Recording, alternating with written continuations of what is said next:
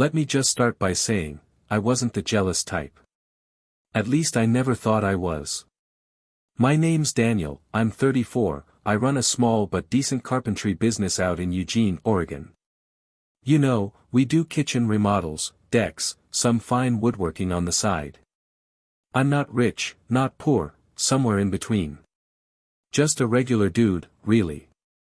Married to Heather, she's 32, beautiful, artsy, smart.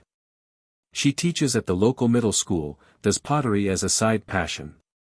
We've been married 7 years. No kids yet, but we were talking about it. Had some miscarriages, some rough patches, but I thought we were good. I really did. It all started last spring when she came home from school one day with this brochure in her hand, like an actual paper one, all handmade and rustic looking. It was for this thing called Awakened Earth. Some kind of off-grid artist retreat, way out in the mountains of Oregon, somewhere between Bend and Sisters. No Wi-Fi. No cell signal. No electricity except what they get from solar panels. Everything natural. They grow their own food. They commune with the earth, whatever that means. You sleep in yurts or earth lodges. The kind of thing I'd never do in a million years. But Heather? That's her vibe. She lit up when she talked about it. She said, I need this. Just for me. I feel stuck, Dan. I'm stuck. And I wanted to be supportive. I really did. So I said, yeah, go. If you feel like you need it, then do it. She smiled, hugged me like I just gave her oxygen, and that was that. The retreat was 10 days. She packed all her flowing linen clothes, her sketchbooks, her handmade soaps, you get the picture, and she left like a damn sunflower chasing the sun. The first 2 days were weird without her. I kept checking my phone like she might randomly find a signal and text me. But nothing. Which was expected, that was part of the thing, right? Disconnection. I stayed busy with work. Cut a bunch of maple for a client, rebuilt someone's front porch. Tried not to think about how quiet the house was. But on the 6th day, something weird happened. I was grabbing beers with my buddy Luke at a bar downtown when I ran into a woman named Jessica. She's another teacher at Heather's school, younger, new, cute in a hipster librarian kind of way. She said, hey. You must miss Heather. That retreat sounds intense. I nodded. Yeah. She'll be back in a few days. I think it's been good for her. Jessica kind of hesitated, then gave me a weird look. She said, did she go alone? I blinked. Yeah. Why? Jessica looked down at her drink. No, I just thought maybe she went with someone. She and that new art guy were talking about it a lot. I paused. What art guy? Jessica shrugged. You know. Elliot. He started subbing for the district, does sculpture, teaches some classes at the community college too. Heather was raving about his work at the last faculty meeting. Thought maybe they planned it together or something. Now, I didn't think anything of it at first. I figured maybe it was a group thing, or she just admired the guy's art. Heather's always been enthusiastic about other creatives. It's part of her charm. But that night, I couldn't sleep. I started thinking, why didn't she mention anyone else going? Why didn't she say anything about this Elliot guy? Was it just an oversight? Or did she intentionally leave it out? My brain went places I didn't want it to go. When she came back, I noticed 2 things immediately. 1, she was glowing. Like, radiant. Skin flushed, hair curly from the wild, eyes wide. I hadn't seen her smile like that in months. 2, she smelled different. It wasn't just the cedarwood and sage oils they probably rubbed on each other out there. It was something else. I don't even know how to describe it. But you know when your gut tells you something? That quiet, ugly whisper in the back of your mind? Yeah. I ignored it. We hugged. She talked about hiking naked under the full moon, about making bowls from river clay, about how the stars felt alive. I smiled, said all the right things. I wanted to believe she just had a spiritual reset. That night, when we made love, and yeah, we did, she kissed me differently. It wasn't better or worse.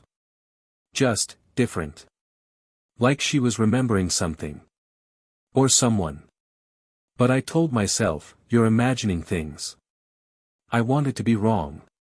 The next day, I found a notebook in her backpack while grabbing her charger. It was her sketchbook. On the first page was a name. Elliot, the shape of fire. Then a charcoal sketch of a man, lean, tall, beard like a Viking. Hands wrapped around a block of clay. Muscles strained. Face focused. The page after that? A sketch of two bodies, intertwined. Unmistakably naked. Her signature in the corner. I stared at it for a long time. But I didn't ask. Not yet. Not because I didn't want to know. Because I was afraid I already did. After I found that notebook, with his name on the first page, and that damn sketch of them wrapped around each other like melted wax, I couldn't unsee it. But I didn't confront her. Not yet. I don't know if that makes me a coward, or just, a man trying to hold on to something that's slipping through his fingers. I didn't want to believe what my gut was screaming. I wanted proof. Real proof. Not charcoal on paper and some weird vibe in her kiss. So I did the thing I always said I'd never do. I started paying attention. It was the little things. Like how she didn't wear her wedding ring the first week she got back. I noticed it sitting in the bathroom drawer. When I asked about it, she said, "Oh, it kept getting caught on the clay." Fair enough. But it stayed off. Or how she suddenly started listening to all this ambient music. The kind of stuff with singing bowls and wolves howling in the background. It played while she cooked, while she showered, even while she slept. That was never her thing before. And then there were the showers themselves. Long. Like 30 minutes long. Every night. She'd come out wrapped in a towel with that same damn scent, patchouli and orange blossom or whatever the hell it was. I'd never smelled it before the retreat. Now it followed her around like a ghost. But here's the part that really hit me. She stopped looking me in the eye during sex. I know how that sounds, but, if you've been with someone for years, you know what that kind of change means. Her body was still there, but her mind was somewhere else. I'd kiss her neck and she'd flinch, like I was touching a place that didn't belong to me anymore. One night, about a week after she got back, I came home late from a job site. She was already asleep. Her phone was on the kitchen counter, screen lit up. I didn't touch it. I swear to God, I didn't. But I saw the name on the lock screen. Elliot. No last name. Just Elliot. The preview said. I can still taste you. I stared at that message so long my beer got warm in my hand. Still, I didn't open it. I didn't even ask her about it. Instead, I went out to the garage, turned on the belt sander, and ran a piece of walnut across it until my hands stopped shaking. The next morning, I told her I was thinking of building us a new dining table. Something round. More communal. Like the one we used to have before I got obsessed with clean lines. She smiled. Said she loved that idea. But her eyes were somewhere else. A couple days later, I took a drive. No real reason. Just needed air. Ended up near that little art co-op shop she used to sell her pottery through before the pandemic. I hadn't been in there in years. I walked in, and right in the front, dead center, was a sculpture of a woman's torso. Raw clay, still rough in spots. It was beautiful. And haunting. Like it was frozen mid-movement, arms lifted, hair spilling backward like wind had caught it. It looked like her. I don't mean kinda.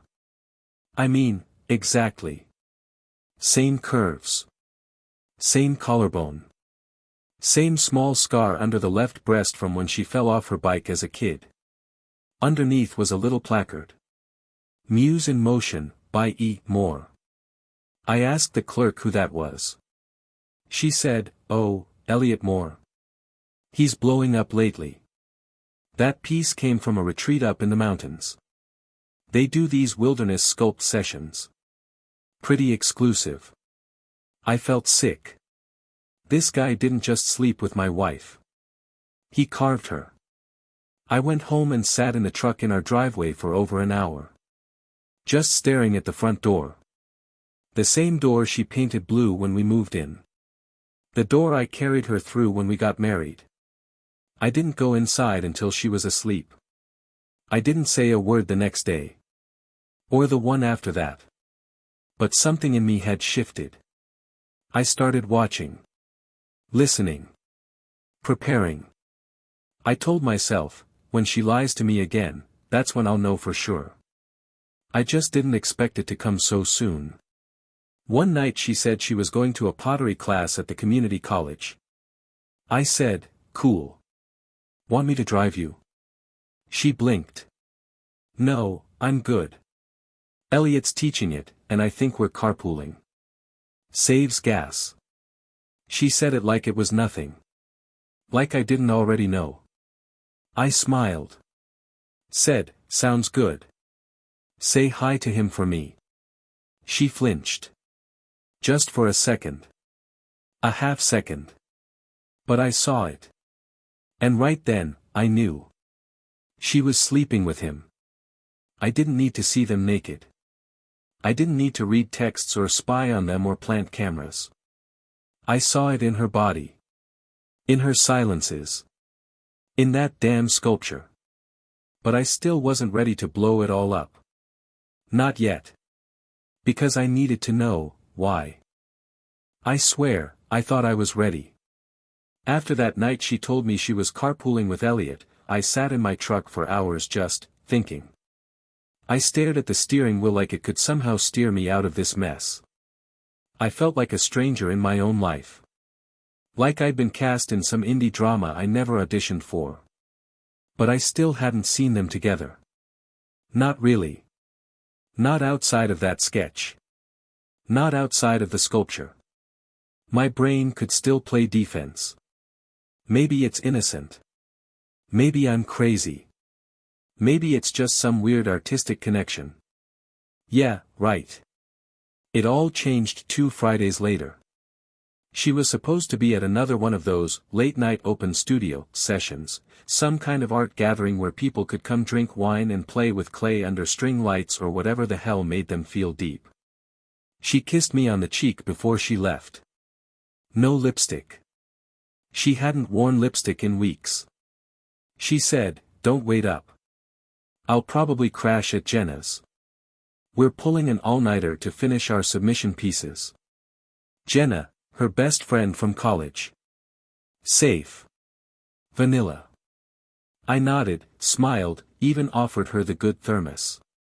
She smiled back, barely looking at me. That night, I couldn't sit still. I tried watching the game, but even the sound of the announcers felt too loud. I walked the dog. I reorganized the garage.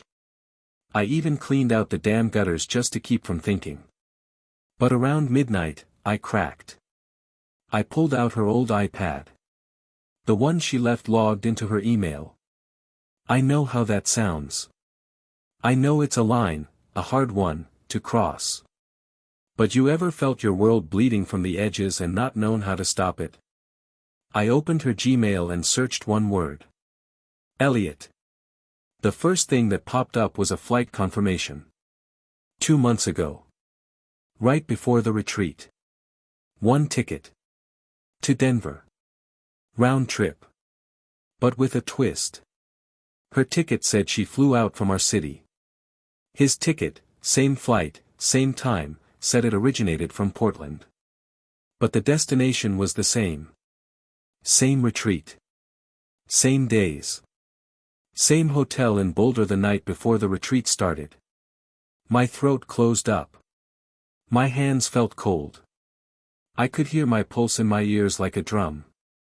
I clicked on a thread with his name. It was short. Just one email. No subject line. But inside was a picture. Them.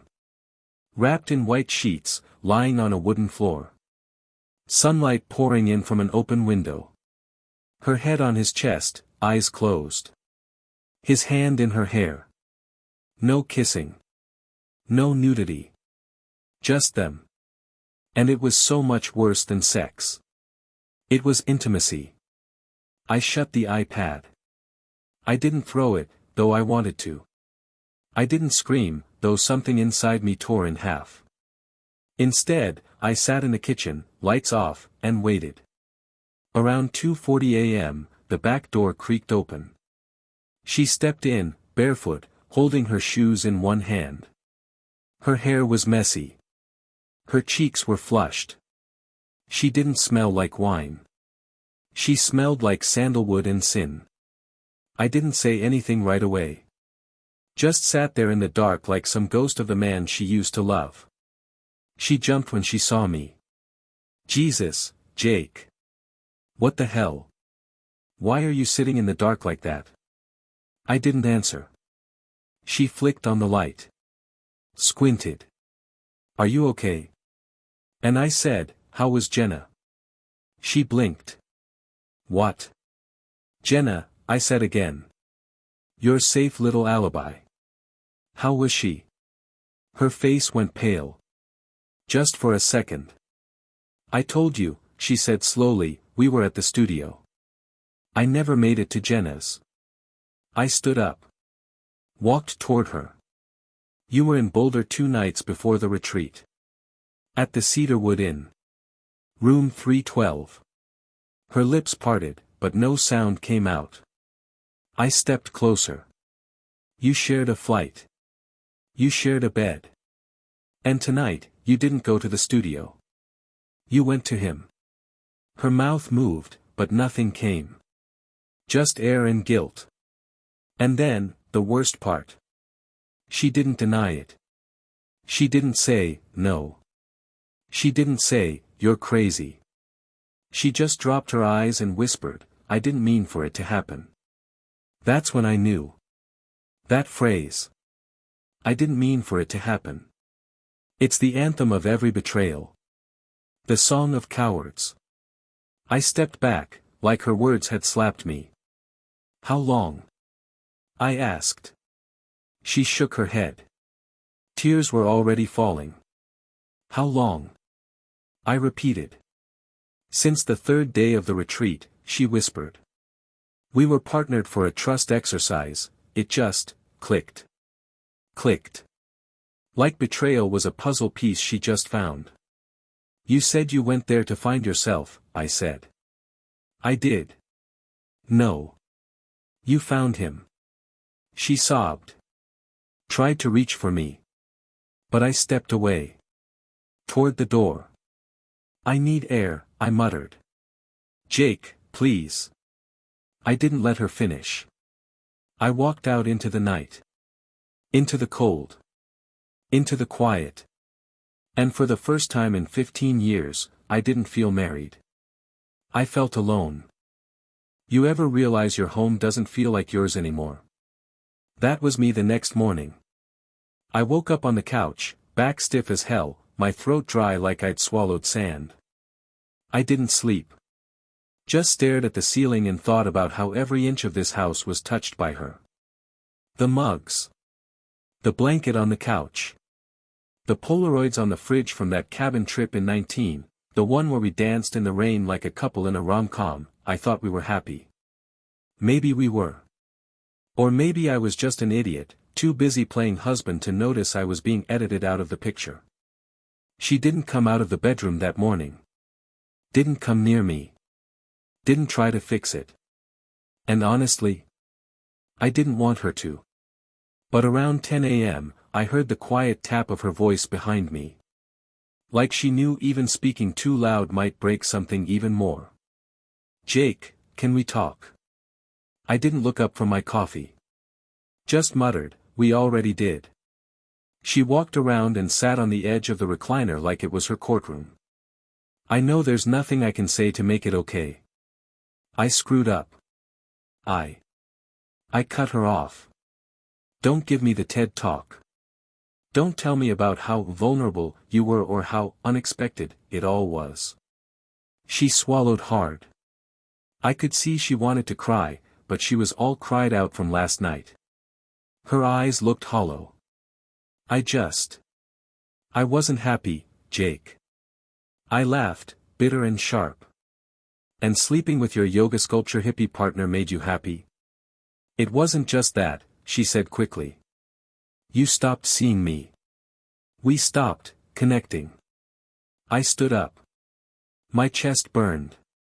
"So, because we weren't having philosophical debates over dinner or posing for nude sketches, you decided to connect with someone else?" Her voice cracked. "That's not fair." "No, you're right," I snapped. "Fair would have been telling me before you crossed the line." Silence. I walked into the kitchen, grabbed my keys, and stood there. I didn't even know where I was going. I just knew I had to get out of that house. She followed me.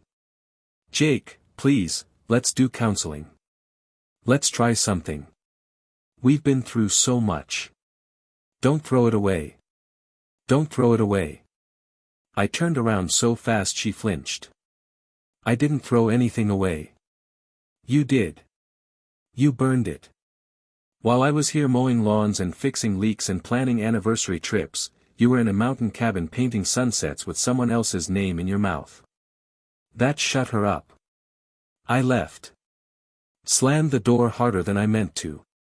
Drove around aimlessly. Wound up parked outside my brother Nick's bar, even though it wasn't open yet. He let me in through the back. One look at me and he knew something was wrong. "Jesus, you look like hell. What happened?" I didn't say anything for a second. Just stared at a scuff on the floor. Then I said the words I never thought I'd say out loud. "She cheated." Nick froze. His mouth opened slightly. "With who?" "Some guy from that retreat. Sculptor. Name's Elliot." Nick's eyes narrowed. "The one she kept texting that weekend at Mom's?" "Said it was studio stuff." I nodded. "And man, I'll tell you what, Nick was never the emotional type, but he looked like he wanted to break something." "You want me to do something?" "I'll find him." I shook my head. "Nah. That's not what I need." "What do you need?" That was the question, wasn't it? I didn't know how to answer. I needed to scream. I needed to sleep for a week. I needed to rewind life to that day she said she wanted to go on a soul-healing retreat.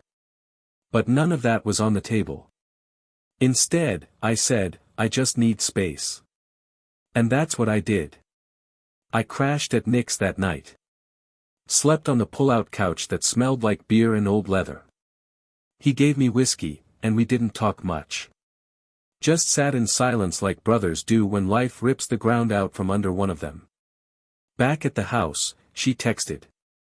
Then called. Then sent a photo of the Polaroid I'd taken of us in Savannah. The one where we're barefoot on the beach, laughing about some joke I can't even remember now. She wrote. Please don't let that be nothing now. But the truth? It kind of was. Because I wasn't just mourning the betrayal, I was mourning the loss of a version of her I thought was real. And maybe that's what hurts the most. I didn't go back home for 2 days. Not because I was trying to punish her. I just couldn't. I couldn't open that door and pretend the air didn't feel different. Like the walls knew. Like the floorboards had been whispering behind my back. Nick was patient, as always. Didn't pry. Didn't give me some big, cheesy speech about forgiveness or second chances. But on that second night, he said something that stuck. We were sitting on the back porch, sipping beers in silence, when he looked over and said, "You know, Jake, you keep waiting for it to make sense. It won't. Cheating never does. Doesn't matter what she says. Doesn't matter how bad things were. She still made a choice. You didn't get a vote." He was right. I kept replaying the last year in my head like some kind of emotional detective, looking for clues. Was it that week she started staying late at the studio? That night she didn't answer my call and said her phone was dead? It didn't matter. The affair happened. And now I was standing in the wreckage.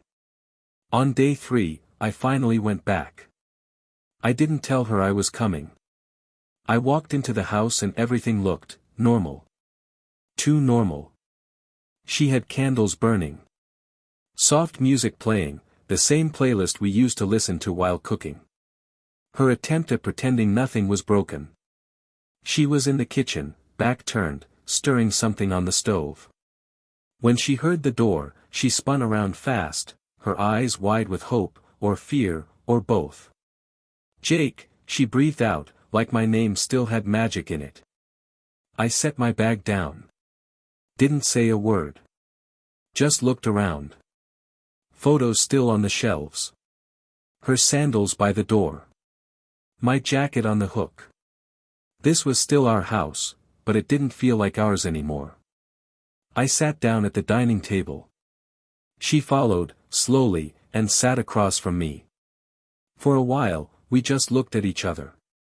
And then she asked me the one question I wasn't ready for. "Do you want to know everything?" God, I hated how part of me did. I nodded. She took a deep breath. "It started at the retreat. You already know that. But it didn't end there." My stomach twisted. After I came back, we met twice. Once at his studio. Once at his apartment. We talked about what we'd done. If it meant anything. I clenched my jaw so hard it hurt. She kept going, like she had to get it all out or she'd explode. The second time, we kissed again. That was it. I told him it was over. That I couldn't keep doing it. That I loved you. I stared at her. "But you already had kept doing it." She nodded, shame washing over her. "I know." Then I asked the question that had been gnawing at my inside since the day I found out. "Did you ever think about telling me? Before I found out?" She hesitated. "Then, yes. But I was scared. I didn't want to lose you." I laughed, a cold, empty laugh. "You already did." She leaned forward, eyes glassy. "Jake, I made a mistake. The worst one of my life. But it didn't come from not loving you. It came from losing myself." I stared at her. This woman I used to know down to her bones. Now she felt like a stranger wearing my wife's skin. "You didn't lose yourself," I said quietly. "You left me. Bit by bit. Every time you pulled away and I didn't push. Every time you lied and I believed you." Silence again. She reached out across the table, her fingers trembling. "I want to fix this." I didn't take her hand. Instead, I asked, "Do you still talk to him?" "No," she said instantly. I didn't believe her. Not completely. Because here's the thing, when trust is gone, everything sounds like a lie. I stood up. Walked to the window. Looked out at the backyard, where we used to host barbecues, where I once built her a hammock stand from scratch. And I realized something. I wasn't angry anymore. I was just done. I turned to her. "I'm not saying this to be cruel. But I can't stay here. I don't trust you. I don't even know who you are right now.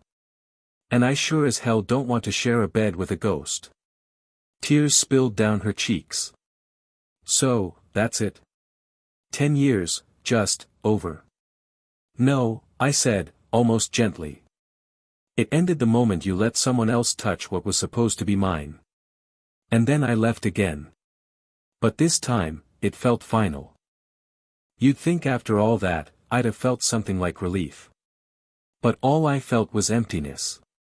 I didn't go back to the house. Didn't even pack my things. I just walked away.